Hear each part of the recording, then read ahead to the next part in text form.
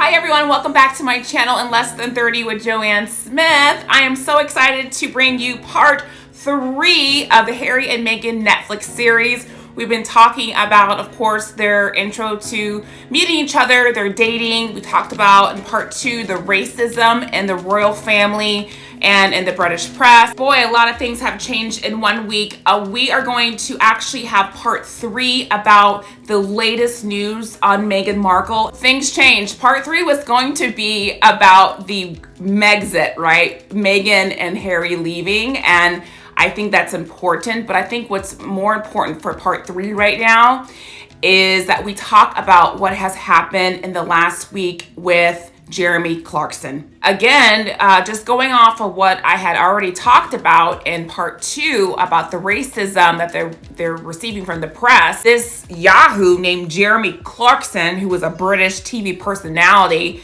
that's best known as the former host of a long-running car theme show, Top Gear.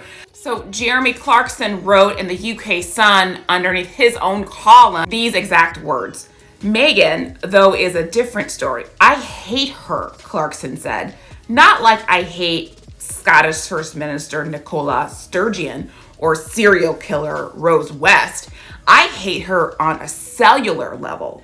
At night, I am unable to sleep as I lie there, grinding my teeth and dreaming of the day when she is made to parade naked through the streets of every town in Britain while the crowd chants shame and throws lumps of excrement at her, he wrote. He, of course, is referencing the Game of Thrones. Cersei is publicly shamed and everyone's spitting and throwing things at her during the series. But this is so disgusting on such a level I can't even just fathom. There is a man out there that is dreaming and thinking about Meghan Markle at night to be shamed and publicly nude and paraded up and down the streets of Britain. I mean, just think about how disgusting that is. This is a vile man. People have called for his termination. And as far as I'm concerned, as of today, things are still pending and shit hasn't been done. And then, of course, he tried to, apologize, which landed horribly. He goes, oh dear, I'd rather put my foot in it. In a column I wrote about Meghan, I made a clumsy reference to a scene in Game of Thrones, and this has gone down badly with a great many people, he wrote on Twitter. I'm horrified to have caused so much hurt, and I shall be more careful in the future. It's BS, you guys. The Sun is trying to backtrack. They took the article down. I mean, the damage is done. I mean, this is a woman that has already had death threats against her life. Several death threats, not just one. This is a woman that has already said that she was trying to unalive herself and having those type of thoughts, and I don't know how far it went with her. But this is so hurtful and so evil, knowing all these things for him to continue on or for anyone to continue on. It's enough. It's enough. So I did notice that, and I'm sure you have. He did not apologize to Meghan Markle. He just said, oh my gosh, my words. I mean, it's a bunch of BS. So that's where we're at. And that's why we continue to say that they are really just, it's very precise. There is a cutthroat, precise method that the British press is going after Meghan Markle and really trying to cut her down. So what are your thoughts about what Jeremy Clarkson said? Have you watched the entire series by now? Hopefully you have. I thought the series was just so well done. It really just mapped out, the beginnings from their relationship and falling in love and their first date and Harry being late and just kind of normal, quote unquote, things, running behind, rushing.